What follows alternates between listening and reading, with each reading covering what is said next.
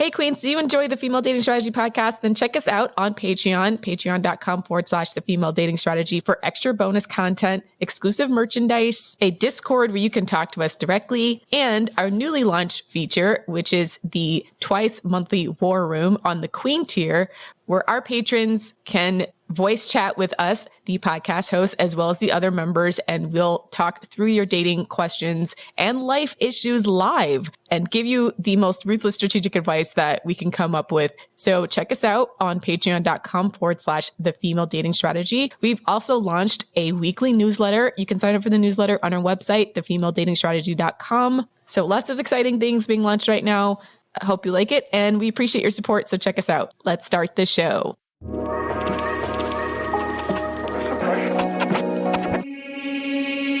What's up, Queens? Welcome to the Female Dating Strategy Podcast, the meanest female-only podcast on the internet. I'm Ro. I'm Savannah. And I'm Lilith. So, once again, this week's episode is a roast to scrote bonanza. Woo! And dating questions, for that matter. These are all questions/comments/stories that have been submitted by our Patreon subscribers, which we are going to read to you and give feedback and roast the ever-loving fuck out of anybody who deserves. Because there's some weird feedback we've gotten that wasn't like, it's not a dating question, it's not a queen shit, it's not a roast to scrote, but we just want to talk about it. So let's jump right in. Let's get right to it. So our very first roast to scrote comes from Kit. And she writes, a quick roast to scrote as a reminder to never ignore trusting your gut and definitely don't trust a scrote. This took place years ago when I worked as a receptionist at a car dealership. I was 22 and freshly single out of a terrible relationship I'd been in since I was 17. So I was timid about dating someone new, but pretty excited about being an adult in the dating world. Yeah, no, you should. She's like, I'm excited about being an adult in the dating world. God, no. There was your first mistake. Man, honestly, to be young and optimistic, I'm still in my 20s, so I'm still young, but still, to be 22 and optimistic is yeah, I miss those days. Because it makes you feel like you're a grown-up finally, when you feel like, okay, I'm in my 20s, I'm going to be out on the town, you're free from your parents. So I get it. It's like a coming of age. So she writes next. So I had my scrotation going on before I knew to call it a scrotation. Okay, queen. So she already came out the gate, with a clue here, ahead of the game. One guy I was interested in was my coworker with blue eyes and a very confident attitude. This was mistake number one. He was a salesman, so of course he was charming, charismatic, and funny. Lilith, do you have something to add to that? I will say, all the guys that I've worked with in sales, I always used to say, I am never going to date another guy in sales because all of these motherfuckers are, manipulative, they're liars, they all cheat. So many guys in my office, cheat on their wives, openly at work. It's just very, fucked up. So I'm I would never date another guy who works in sales. But my boyfriend literally has, the same, we met when we had the same job. And so my boyfriend works in sales. And he's fine. There's some of them are okay, but most of them are trash. So I'm already biased against this man already at the beginning of this story. He hung around the showroom floor while waiting for a customer to come in and would frequently hang out around my desk. We would flirt, but nothing too over the line. Just some back and forth, playful picking on each other and having inside jokes about work. Okay. So far, that's pretty normal, actually. I was interested, but found out from another coworker that he had a girlfriend he'd never mentioned to me before. Okay, time out. Okay, that's a red flag. Yeah, okay. Yeah, so I just had a discussion not even a day ago about a coworker who had a girlfriend for a while that I knew him. I was not interested in him whatsoever. In fact, I thought he was closeted. I thought he was actually gay. So I didn't press because I was like, well, he's probably not talking about his personal life when other people do because he's got maybe he's not comfortable coming out. Turns out he had a whole girlfriend. And not only did he have a girlfriend, he was actively abusive towards her. And it caused a bunch of a bunch of drama in my social circle later. So, but this is a person I met at work. So it's kind of wild. Somebody will work with you for years, and if they don't want you to know they have a significant other, you won't know. It's just odd. That's another thing I've always found very weird is like most of the guys at work that I know that are married, I don't know that they're married from them. Like whenever we have conversations, I know that they're married, but they don't know that I know that they're married. I'll find out from other people, but like they'll still frame conversations like, oh, on the weekend I went to go do this event with my friends. And like, you know, it's like his wife and his kid, right? But like they'll frame stories in a way to like leave out the fact that they're married, right? Which is wild, right? Like you have to start that from the beginning. From like the first day you work there, you have to plan to never tell anybody about your wife or girlfriend. Or like I'm the new person at my work, right? And so I'm just like, okay, so there's all these guys that are just like, they meet me and they're like, I'm not going to tell her that I have a wife. Oh, wow. I see. Yeah. But still. I hate men. Yeah, that's why I hate. That's like one of the many reasons why I hate men, but yeah. So while I still enjoyed joking around, I lost all desire to pursue anything past that. He didn't seem to notice, and eventually his girlfriend came to see him at work, and it was no big deal. So I convinced myself that the flirting was just in my head, and he must just be a friendly person. He was a salesman after all. They like that ambiguity, in my experience. I previously worked in sales, so I know sometimes it's hard to switch out of that charismatic persona. This was mistake number 2. Flash forward a few months, and I no longer worked at the car dealership, not exactly my dream job anyways. After a couple of weeks of not being employed there, I get a Snapchat from the scrote. He added me on Snapchat while we worked together. It was more popular at the time. So he didn't add me on any other social media. Yeah, Snapchat is like specifically like the cheaters app. Yeah, definitely. So especially if they don't want to add you anywhere else on social media, like that's kind of odd. If it's just Snapchat, yeah, that's not good. I was sus, sure. After too many flirty comments during the small talk convo, I asked outright about his super serious girlfriend I knew he had. He sends me a sad face and told me they broke up recently. Sure. Lies. We're on a break. We're separated. Lies! Yeah. I'm in an unhappy marriage. We haven't had sex in 5 years. I've heard it all. Okay? Like, when men say these lies, I'm just like, immediately reject that as a lie. Sad face. I don't know what it is about emojis, but only fuckboys use emojis. You know what I'm saying? Yeah. I use emojis all the time, but I don't trust men that use emojis. Right. I'm like suspicious of men that use emojis. I think it's because you feel like their communication's not going to be straightforward and you can feel the emotional manipulation behind it. Yeah. I feel like when women communicate, we want to convey emotions through text. When women try to convey emotions through text, there's usually not a sinister reason for it. When men try to communicate emotions through text, I'm like, I feel emotionally manipulated. Yeah. And it just comes across as immature as well. Like, use your words, scrote. Exactly. With that out of the way, I gave myself permission to flirt back a little. He was cute and funny, so what was the harm? So we're texting back and forth, talking, and the conversation starts to heat up from flirting to sexting. If you read the conversation, you couldn't disagree. Oh. Yeah, I mean, this is the problem with like turning the conversation sexual when a guy hasn't taken you out on a formal date. Yeah. Yeah, I mean, I'm all for flirting, but... Yeah, I would say, like, it's a fine line because, like, the line between, like, flirting and, like, actually making it, like, raunchy is, like, I don't know, guys tend to push that line. I would just say something like, oh, you know, maybe we could hang out sometime, or maybe you'd like to, like, say something to imply that I'd be okay with seeing him outside of work and see if he asks me on a date. And if he doesn't, then I would just end the conversation because I don't want that shit in writing, like... He was dropping heavy hints that he wanted to come see me that night, but didn't directly ask, so I didn't offer. Smartest decision I could have made. Yeah, no, I agree. Because maybe not even 3 days later, I'm scrolling through Facebook and I see a video that tags someone I had added as a friend, some acquaintance I didn't remember adding. And coincidentally, it's the scrote's, quote, ex-girlfriend who posted it. Oh my God. Wait, you're friends with this ex-girlfriend on Facebook? What? She says it's a mutual friend, so someone else that she had added. Oh, and it pops up sometimes. Yeah, tagged the girlfriend of this guy. Well, okay, small world, yeah. I recognize her face in the video of what looks like her birthday party or something. I was curious and kept watching. Then out of the corner of the screen walks up, you probably already guessed, the guy who 72 hours ago was texting me about railing me in a bathroom. In a bathroom? Honestly. Ew. In a bathroom? Is that what you said, bro? Yes, railing her in a bathroom. Que romance. Oh, wow. So romantic.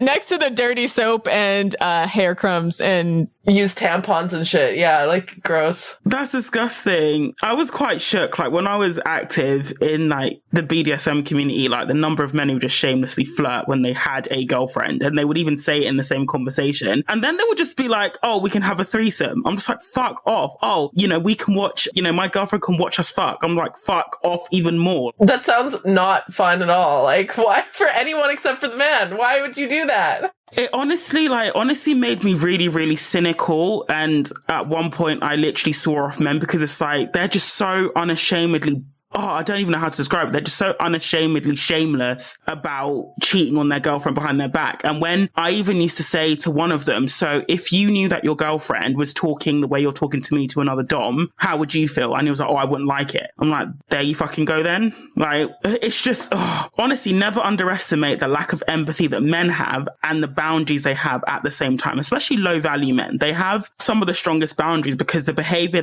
or like the way they treat women and their girlfriends, they will never tolerate that behavior if it was done to them. Of course not. Men are just greedy. That's the thing. Like, men who cheat, they are just fucking greedy. Like, they'll have a perfectly good wife at home or good girlfriend at home, and they just want more, right? And so I think that's why I think the solution is for women to be more greedy. Like, I think it's okay for me to flirt. The way that I talk just normally is sort of flirtatious slightly. And if my boyfriend ever had a problem with that, I'd probably break up with him. But I have a problem with men who talk like that. So yeah, I support double standards like that. But it's also annoying, Lilith, because these men are so audacious. Like, they could literally look like they've come from the depths of Isengard from the orc pit, and they'll still be trying to fucking flirt. It's so audacious. And these women, they are so much, more attractive. They can easily attract more men. And it's like, you can barely attract one woman and you're treating her like shit. Like, that's just like, it's the audacity that gets to me. It really, yeah. Side note, I just gotta ask, anybody want to chime in from our audience? Like, what is with the bathroom sex? Yeah, I don't get that. I've never had sex in a bathroom. So I worked at bars, and bar bathrooms are always gross, even though people try to fuck in there occasionally. And I don't get it. I'm like, it literally smells like piss water and vomit. Like, it doesn't get me in the mood. Like, it doesn't make me horny to be there. Yeah, you're right. Like, you're better off trying to like sneak it in, like in the VIP section in the back. Yeah, like, I don't know. If you're that horny and shit. Or like people having sex like behind the dumpster, behind the bar. Like, just, I don't know. Maybe it's because I'm Canadian and I'm spoiled and we have all these beautiful, amazing parks that you can go to have sex with. If you want sex in public, just go to the forest, right? So having a bathroom, it's like, why? I just had a flashback of being maybe about 12 or 13 and walking past a bar sometime in the evening and watching what looked to be a homeless woman blowing a homeless man. And I think that it might have been my first visual of like what that looked like in the back of an alleyway. But yeah, I understand because they don't really have any place to go. But like, if you have a place to go, why the bathroom? Yeah. Why the bathroom? Yeah. Or why like I don't get it. Yeah. Yeah. He walks up to her, kisses her, and smiles at the camera. The video was posted 3 hours ago, and the fucking cherry on top, he then spins around, gets down on one knee, and proposes to her. No. Oh, shit. Recently broke up my ass. Yeah. Oh, fuck. That's like a plot twist I was not expecting.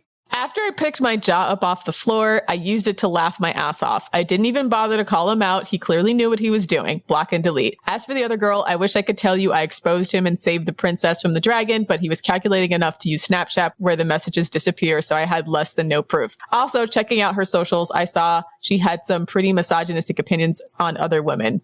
Yeah. See, when you see that shit, like, yeah, don't even bother. Yeah, I'm not sticking my neck out for you. Yeah, and she's gonna blame you. She'll blame you and she just won't believe you. But at the same time, though, I'm still somewhat of a fan, even if they don't believe me. But at least I can just say, I told you. Like, I used to all the time. Like, I'd find out because like men are pretty fucking stupid, especially low value men. So they would tell me like their girlfriend's socials, thinking that I would look at it to find her attractive so he could have a threesome, and I would just send her the screenshots. What she did with that is not up to me. What she did with that was not up to me, but at least I told her because I just feel like if I am in a position to tell her and I don't, I feel like I'm complicit. Yeah, that's true. Also, honestly, just cause chaos. I mean, low value men, they rely on women's silence, whether they're abusive or low value, they rely on women not saying anything, especially warning other women. So I don't want to be part of that culture.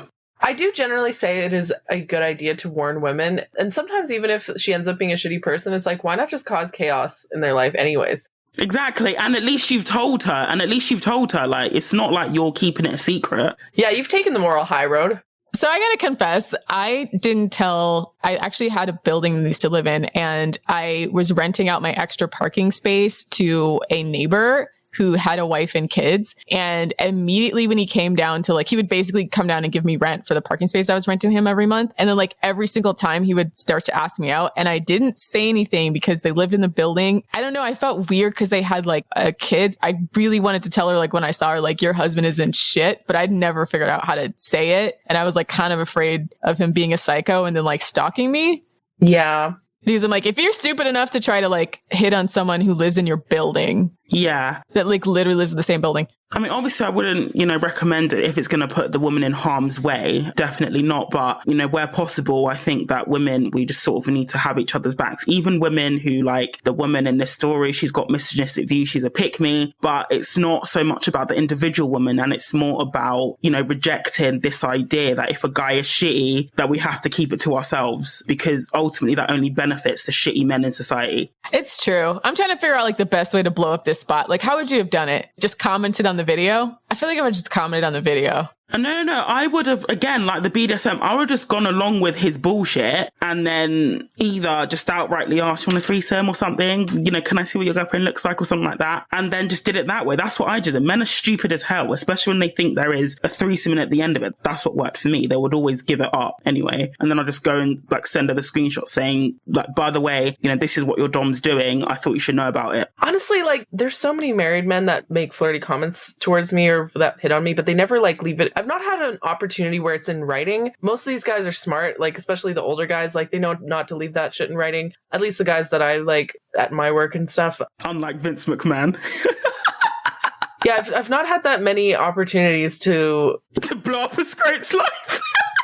I'm actually trying to think, have there been missed opportunities where I could have blown up a guy's life and I didn't? I mean, there's ones that were unrelated to cheating, but the cheating specific ones, I've never flirted with I've never knowingly had a relationship with a married guy. I've heard of cases where, the other woman, she has a relationship with a man. She knows that he's married. And then when the relationship doesn't work out, that only then she'll tell the wife or whatever as well, fuck you, as a retaliatory thing kind of thing. So I've heard of that happening, but I've never knowingly had dated a married man. Maybe there's been guys that turn out to be married after the fact and stuff, but that wasn't really, the opportunity has not yet presented itself to me, at least not in a way that would I feel if I were to complain about every married guy that flirted with me, I would just totally toast my connections and burn it down, burn it all down.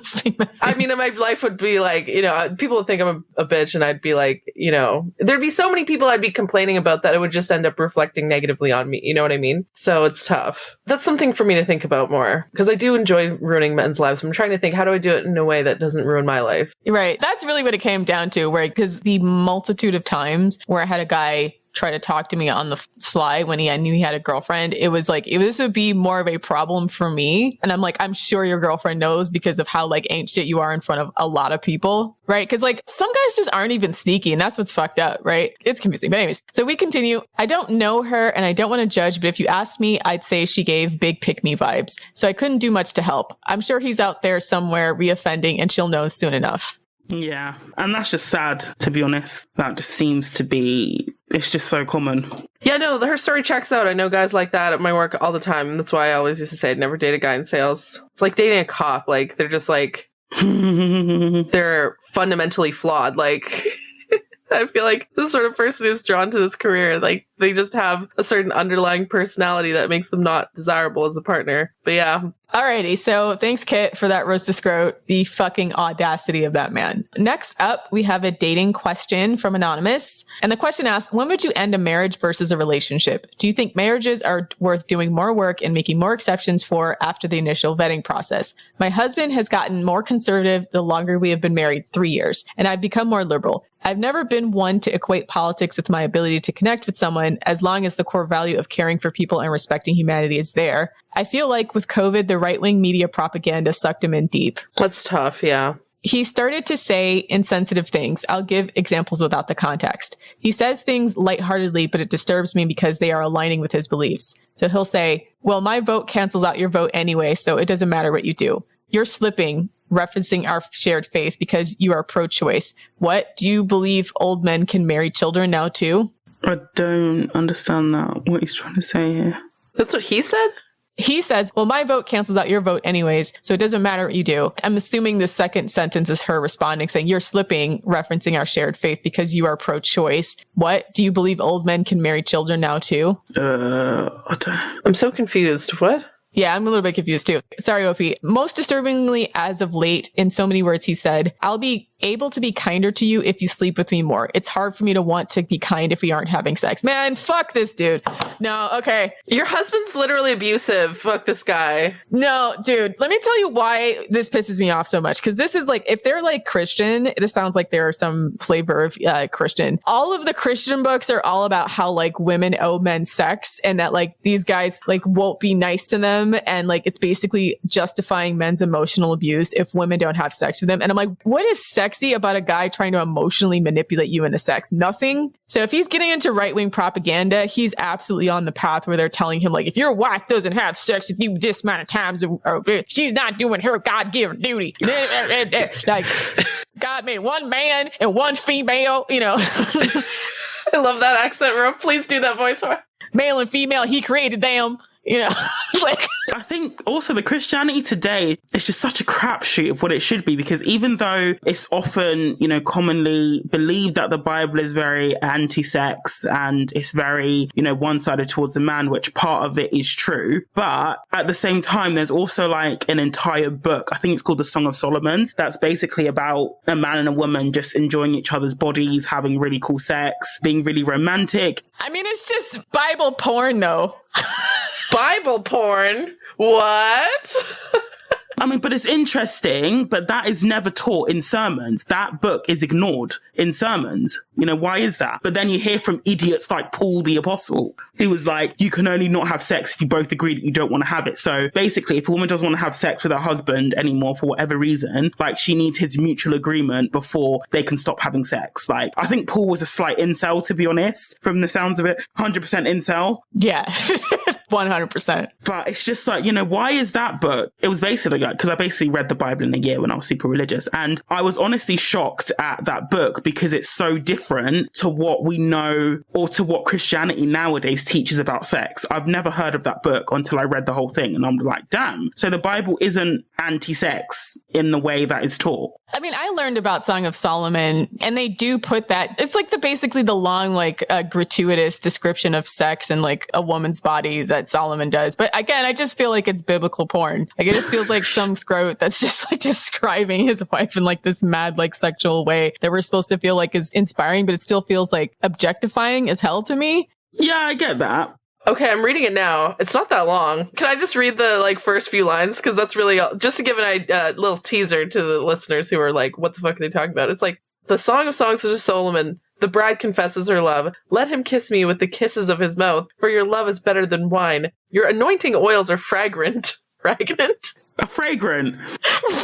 Fragrant. What's wrong with my pronunciation? Fragrant. Your name is oil poured out. Therefore virgins love you. Draw me after you. Let us run. The king has brought me into his chambers. What? What? That's in the Bible? Yes. Oh shit.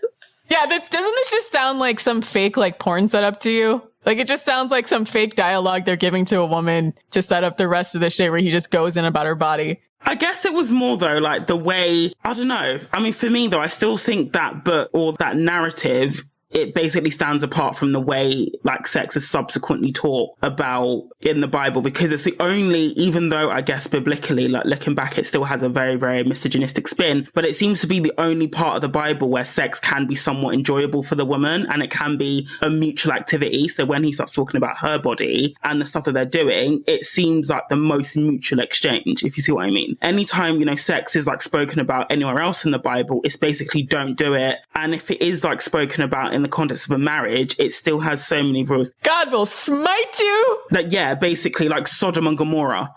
Okay, I read ahead some more. It was like, my beloved is to me a sachet of myrrh that lies between my breasts. Whoa! There's more. Like, if you go to I think it's chapter 7, it's like, I don't even know the chapters. That's what it is. your rounded thighs are like jewels, the work of a master hand. Your navel is a rounded bowl that never lacks mixed wine. Your belly is a heap of wheat encircled with lilies. Your 2 breasts are like 2 fawns, twins of a gazelle. Isn't that cute?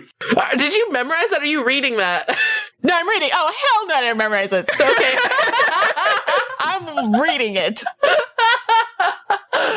Oh my God. Wow. We just read Bible porn. Anyways. That's what I'm saying. I was like, every time I read this, it's like, she's like, yeah, the woman just seems very passive. And then he's like, all it just sounds like a very pornographic description to me, but. I mean, I stand. No, I'm kidding. I stand Bible porn. I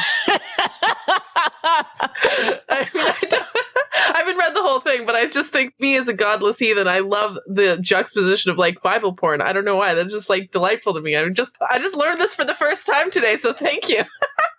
It's such a juxtaposition to the general doom and gloom of sex ed in the Bible. I just find it so different. Exactly. Thy 2 breasts are like 2 young roes that are twins. I mean, this is incel porn shit. But when do incels comment on women's breasts though, apart from when they want to tear us down? The joints of thy thighs are like jewels, the work of the hands of a cunning worksman. I mean, I kind of think that's adorable in a way. The whole my lover is like a sachet of myrrh between my breasts. I was like, whoa, okay, that's some steamy shit. But yeah, wow, okay. Anyways, back to the question. I love how every time someone asks us a question, we went a random tangent. Anyways, hope you enjoyed that. It's just to bring everyone else up to speed about the Bible and what we're talking about when we're talking about how the Bible talks about sex. So let's just finish the discussion, then we'll talk about some more of the details. But the reason why I went off is because I was like, oh yeah, that's a massive red flag. I'll be able to be kinder to you if you sleep with me more. It's hard for me to want to be kind if you aren't having sex. That's the last sentence I said. That's really coercive, actually. And so OP writes, truthfully, I'm very torn. If these things happen in a dating relationship, of course I'd end it. I'm very dependent on him having no family besides a brother who has offered his house if I decide to move out. Furthermore, me and my husband have a mortgage together, and the cherry on top, he put 50K of our 65K savings into crypto. Oh, Lord. No. Oh, no.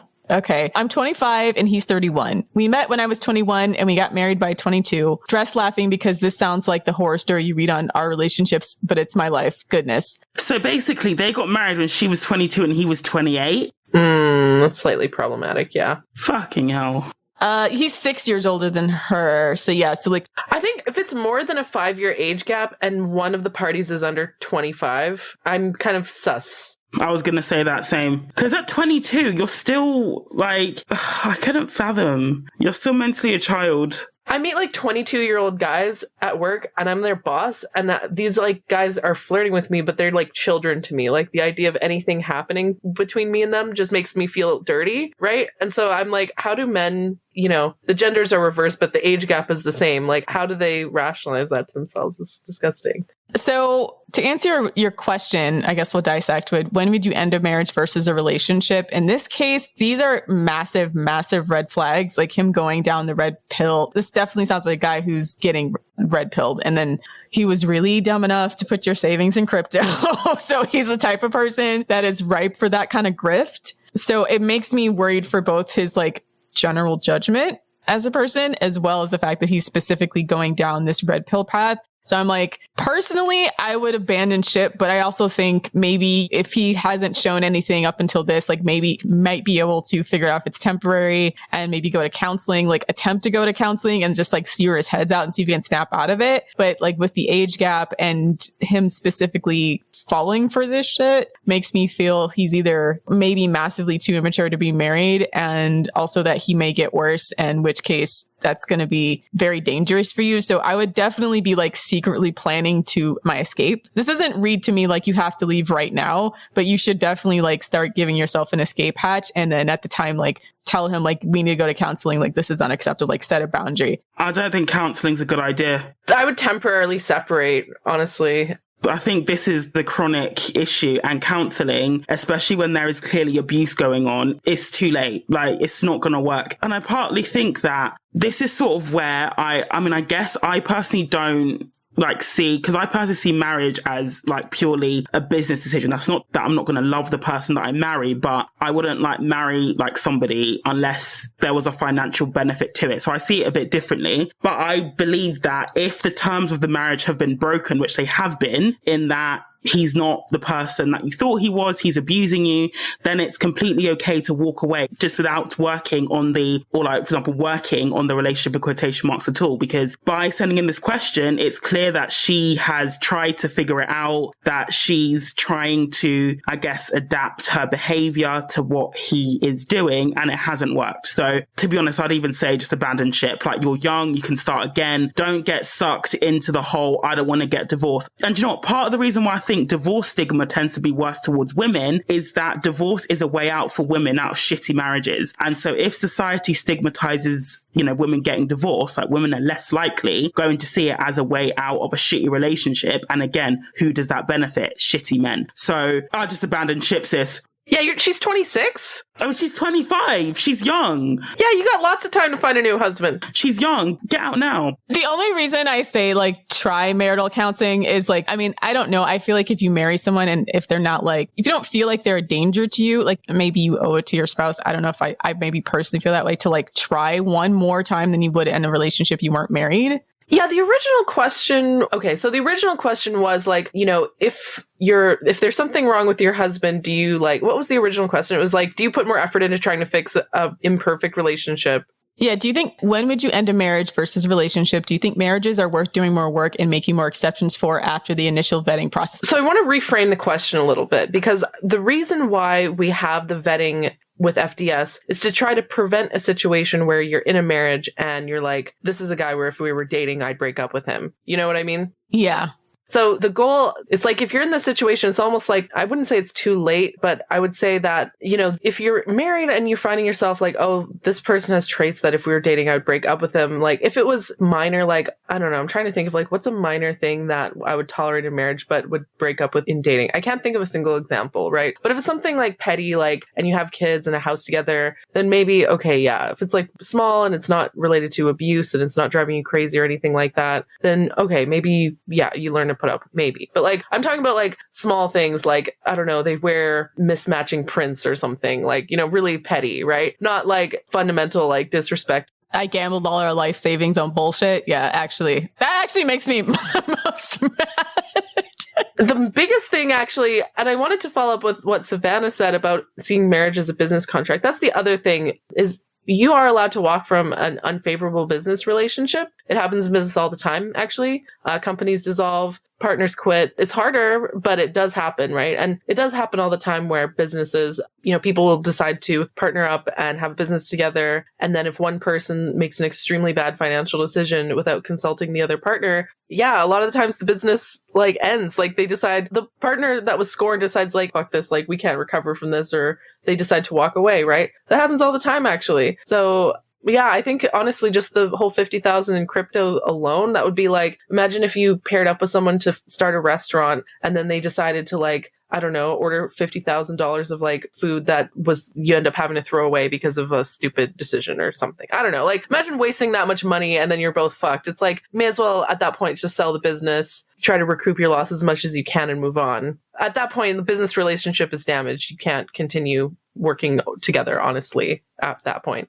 I think for me, I just draw the line if there's any hint of abuse. If you're dating somebody or in a marriage, it's like, that's a death blow to the relationship, because abusive people don't change. Like, this is the number one thing that Lindy Bancroft said, is that they do not change. So there is no point sticking around, because it will only get worse. So I think you can work on issues in marriage, absolutely, as long as there is not abuse in the marriage or in the relationship. If it's abuse, then you need to discard it, I'd say. Yeah, the line about like, I would treat you better if you had sex with me more, that's coercive control. Like, dump immediately.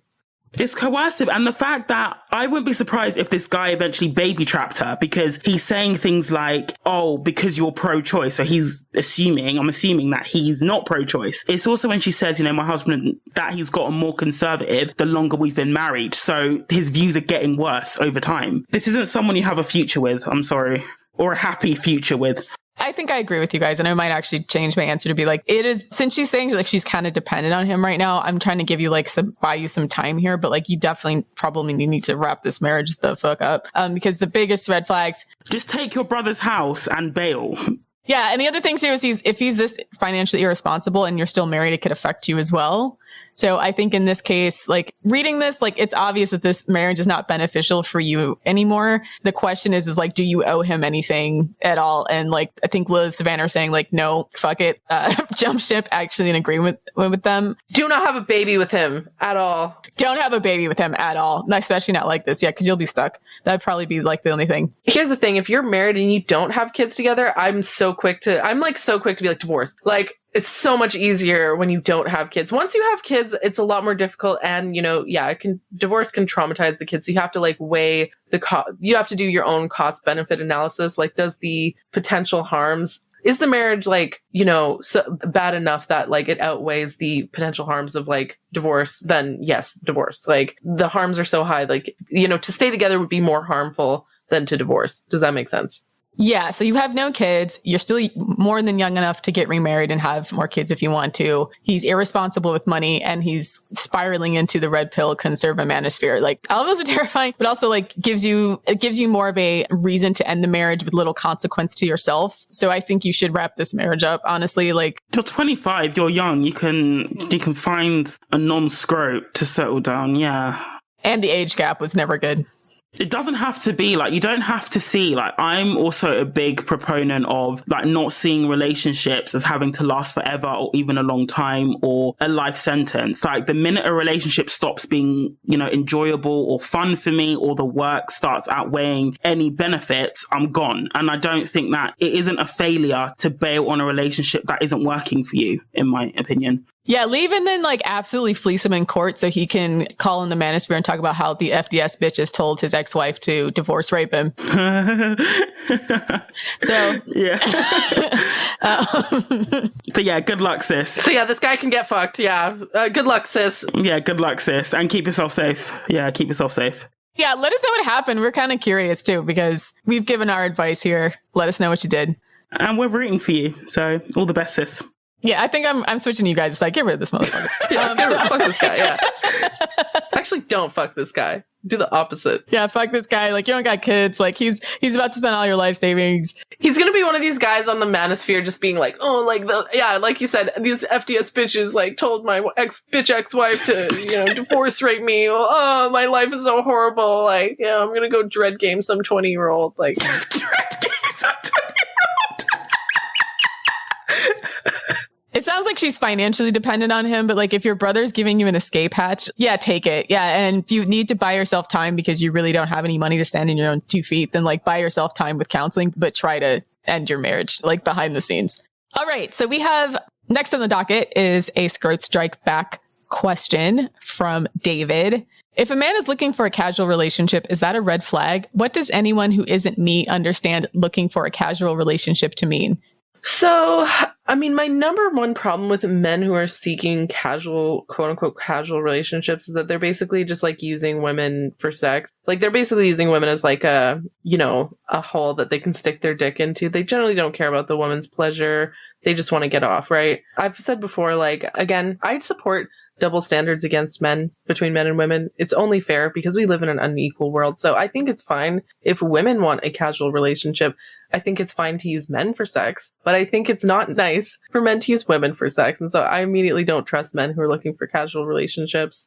I mean, I actually agreed with Lilith. So before we jumped on this call, I was like, well, I don't think it matters as long as he's honest. But actually, I've been like listening to what Lilith said and the way men talk about the women they are in casual relationships with. So they have no respect for them. They don't see any reason to make sure that they're sexually satisfied. I actually agree as well. And then the other thing, like with casual sex, is that it lowers the bar for all men because the bar of entry is generally quite low. They then carry that around with them as well and project that onto other women, like generally speaking too. And another thing is that a lot of men, because they don't have the sexual or the Casanova capital to outright demand a casual relationship from a woman because she'll tell them to get fucked or to not get fucked, they often resort to deception to get their casual sex. So this is where you get things like situationships. This is where you get even, some, men, they will get into relationships in quotation marks just to have a guaranteed pussy supply, but it's a relationship in all but name. Everything about it is casual. So she won't meet his family. She's not going to appear on his social media. He's still acting single. Yeah, he's acting single. He'll start talking about poly and all that shit. So I just think that ultimately, because again, like Lila said, the sexual dynamic is so, in a way, it's completely stacked against men's favor. If they do want a casual relationship, almost 10 times out of 10, they're going to have to resort to some sort of deception or manipulation of women to get that relationship. And so that's why I'm like, the fact that they have to lie to get casual sex is another reason why I don't trust. Again, I'm justified in not trusting men who want casual relationships. And also, it's like, why would you want just a casual relationship? Like, what about a serious relationship is it that you don't want? The only situation I can think of is like, maybe you're planning on moving in like 6 months to a year or something, but you still want to like date. I could sort of see that if there's like an inherent time limit, like just the circumstances of your life change or something like that, maybe. But like, or if you have a job that involves traveling a lot and, you're not in the same place for a long time, I can maybe understand that. But if you're living in the same city, you're not planning on moving, what is it about a serious relationship? Like, what traits of a serious relationship do you not want? It sort of speaks to that. Their value system, right? It does. And it also indicates they've got issues with attachment. Like, it's well documented in research that people who actively seek out casual relationships, their ability to bond with intimate partners is compromised. Like, so, and all of the guys who I knew who were into casual relationships, they had serious problems with attachment and being a stable partner for women, because ultimately getting into that sort of relationship, especially repeatedly, is going to limit your ability to effectively pair bond with another person. And so even when they did find somebody that they really, really liked and got into a relationship with, they would jeopardize it by saying, can we have an open relationship? For example. You want to know the funny thing? So the men in the manosphere, they've been saying for years, like, oh, women with a body count above 2 or whatever are incapable of pair bonding with men, yada, yada, yada. This idea of like women with a high body count can't bond with, can't pair bond or whatever is a complete projection. I've actually found the opposite to be true. I found like women who were like virginal and stuff when they were younger, when they get married and they get older, that's when they cheat because they didn't have their hoe phase when they were younger, right? It's like you have to have your hoe phase. I don't think you have to have a hoe phase, by the way, but I do notice, men complain like, oh, my girl was like wild when she was younger. Now she wants to settle down, yada, yada, yada. I mean, I think that's a pretty normal life trajectory. It's like, for women, it's like you realize, oh, all this like casual sex wasn't worth it. What really matters is like love and connection and having someone that you can share life with and stuff, right? I find with men, it's the opposite. They tend to, when men go through a hoe phase, it actually does affect their ability to pair bond. This whole idea that women can't pair bond if they have a certain body count is complete projection. Anyways, where we got off topic. What was the question? Sorry. So his question is just like, is a red flag? And then the answer is yeah. Like, I think for 90% of women, they're going to see that as a red flag because it's always an uneven exchange, right? Like, there's just so many men who want to keep it casual, so to speak, and they're all not worth, their dick is not worth the skin that it contains. I fucked that joke up. Like, their dick is not, their dick is not worth the skin it's stitched together with. So, yeah. Anybody who is going to understand a casual relationship is like free prostitution. Like, guys who want a casual relationship, they kind of remind me of those people who go around with like coupons trying to get as much shit as they can for free. Like, that's like their energy, right? Like, how can I get as much as I can? How can I maximally benefit myself and not have to pay anything? I only want to receive. I don't want to give. That's what guys who are looking for casual relationships are like. Like, it's like just weird. It's cringy. I mean, it's not weird because it's actually very common, but I just think those people I don't relate to them. I don't like get them, Okay. So we answered that question from David. So before we wrap, we're going to add one little feature to this. Just one little freebie. Little freebie on our end, which is like roasting the funniest reasons why people quit our Patreon. Yeah, most people quit our Patreon for financial reasons, and I understand that. It's a tough economy, so no hate there. But some people quit the Patreon for literally the dumbest fucking reasons, and this is probably the stupidest one, actually, and I just wanted to laugh at it. So this person canceled us because we made fun of Alec Vade Menon. So she writes, making fun of Alec V. Menon, what did they ever do to you? You mentioned the unfairness of punching down in the Will Smith episode. I see that as a punch down. Have you read their writings? Unfortunately, some of it, and yes, and it's a problem, but we'll get into that. Didn't this Alec Vaid-Manon person say that like little girls can be kinky and that like little girls have sexual desires and stuff? Like this guy's a fucking like groomer. Like I know this word's been banned from social media, but it's like this person's a creep. If you don't know who Alec Vaid-Manon is, they are a they are a non-binary performance artist. Looks like Fozzy Bear got hit with a clown makeup gun. Yeah, like is the best way I could try to describe the way Alec Vaid-Manon looks like. Just everything they do is offensive to the senses. Yeah. Here's the thing. I actually don't mind if men want to wear dresses or wear makeup and stuff, but it's like what gets me is that if a woman dressed like Alec Vaid-Manon, she'd get like dragged to oblivion. And Lilith, Alec is not a man. Yeah. Alec is a they. I find it's like, okay, I just find it offensive with this, like, your eyes can recognize the male secondary sex characteristics, right? I don't like the power move of being made to pretend to, like, I don't see what my eyes see, you know? Anyways, so this person will just wear, like, the ugliest fucking dresses, like, different colors, mismatching prints, like, literally, like, ill-fitting. If a woman dressed like that, she'd be dragged to oblivion. She'd, like, go viral for being, like, oh, she's so ugly, or whatever. You know, people would cyberbully her. And the gaudy makeup as well, like, it's just, who are you kidding? I'm just offended that like a male can dress this way and like be hug boxed and like, yes, oh my God, queen, like celebrating diversity, yada, yada, yada kind of thing. So that's why I know this person canceled because we made fun of this person. I just wanted to double down on making fun of this person. Let me just read the rest of this comment and we'll just go back in on Alec Vaid-Manon. So I think it's actually Alok Vaid-Manon. Alok, yeah. There's a compelling reason for their not shaving. For the quirky fashion, trans and NB people face as much discrimination in society as cis-het women do. So to hear you all cackling about it was disappointing and unnecessary. I'm not sure if you all just haven't done your research as deeply on queer issues as women's issues, or you have and you just do not care. Not sure which is worse. I really appreciated everything you posted, but when I think about you pumping trans people in with the misogynistic men and saying they make everything about them, it gives me an uncomfortable cognitive dissonance, which I won't maintain. Says you're going to get grifted by men your whole life. Yeah. Like I'm reading this and I'm like, if you can't tell that Alok Vaid-Manon is taking the piss and this is entirely a grift. I don't understand these women where they'll agree with FDS, like, yeah, like men lie, like you shouldn't believe what men said. Yeah, men exploit women, men lie, they are sexually depraved, whatever. But as soon as a man says, oh, I'm non-binary, I'm a woman, they just like believe them, right? Are you that fucking gullible? Right? Yeah. Like, how can you mistrust men and then the moment they say that one thing, it's like, okay, now I believe you, right? The moment they change their pronouns, it's like, oh, so oppressed. Poor you, please. Yeah. Let me be clear. We're going to read a few excerpts of the things that Alok Vaid-Manon has written that are extremely problematic. Okay. Do you have some samples?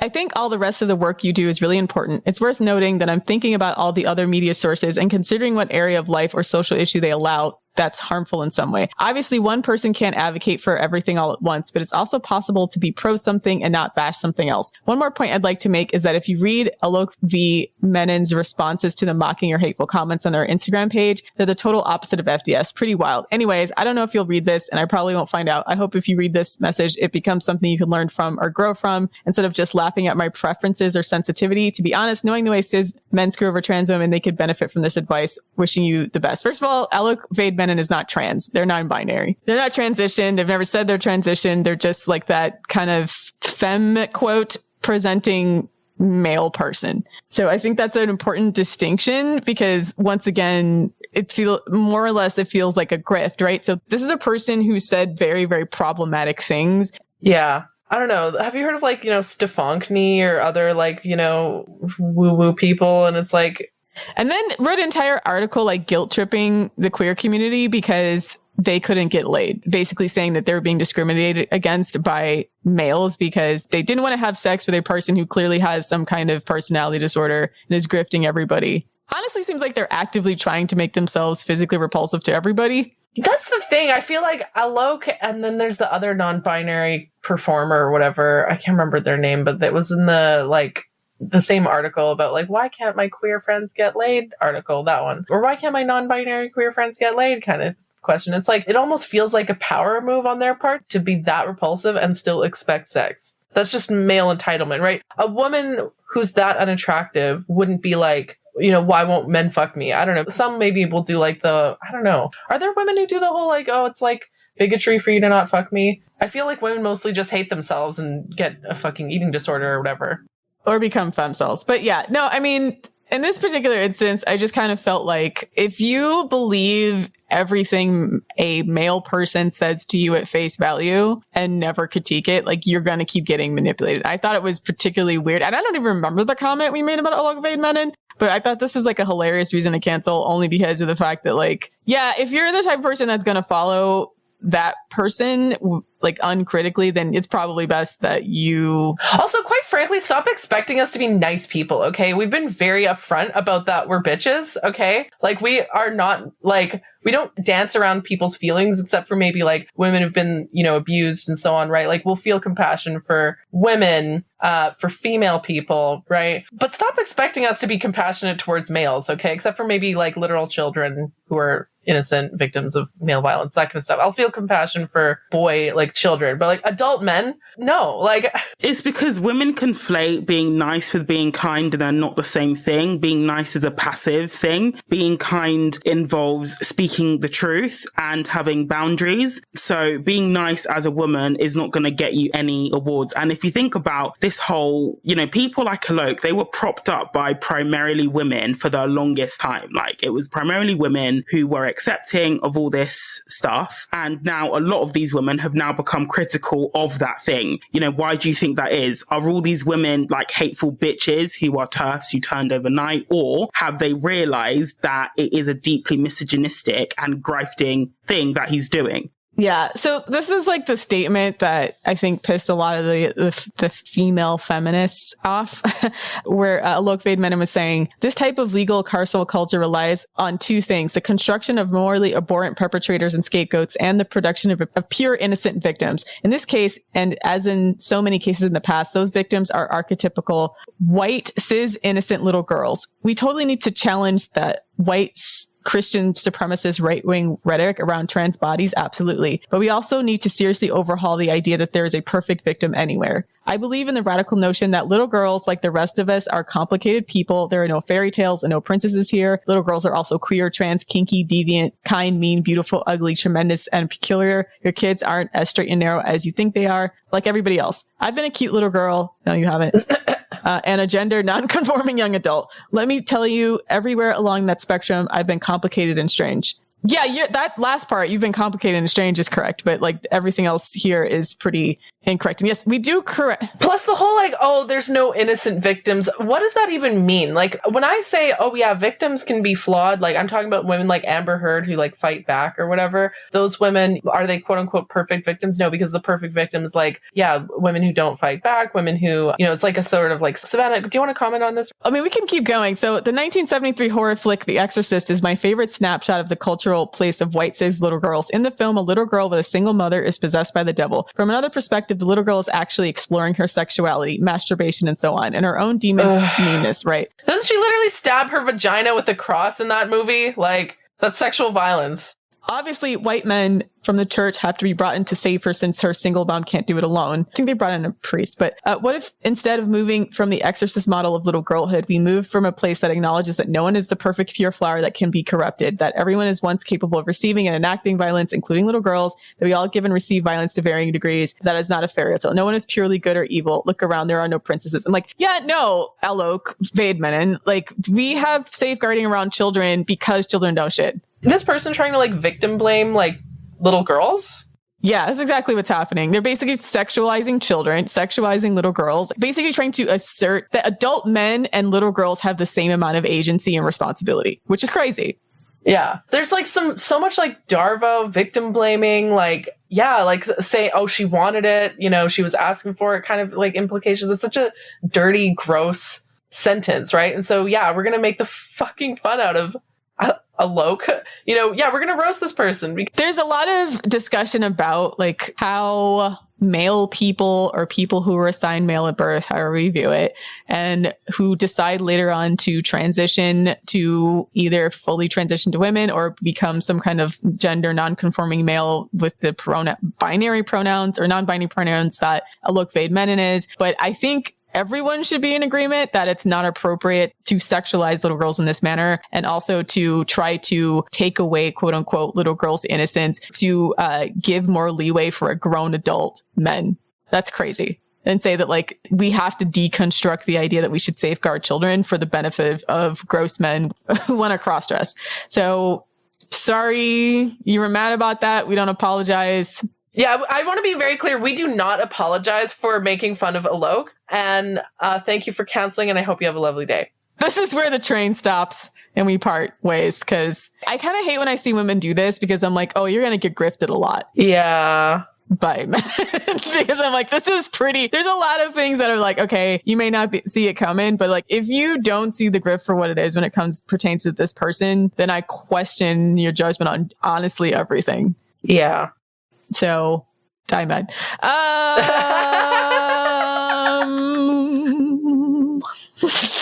Send us more of your complaints to our Patreon. Send us more complaints for managerial review.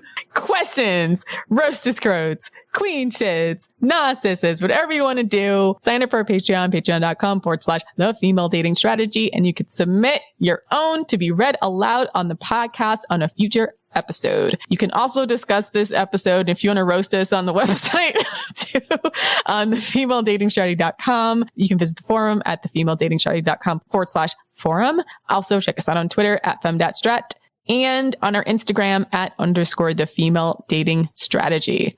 Thanks for listening, queens. And if your scrot was built like Fozzy Bear, feel free to cancel. Die bad.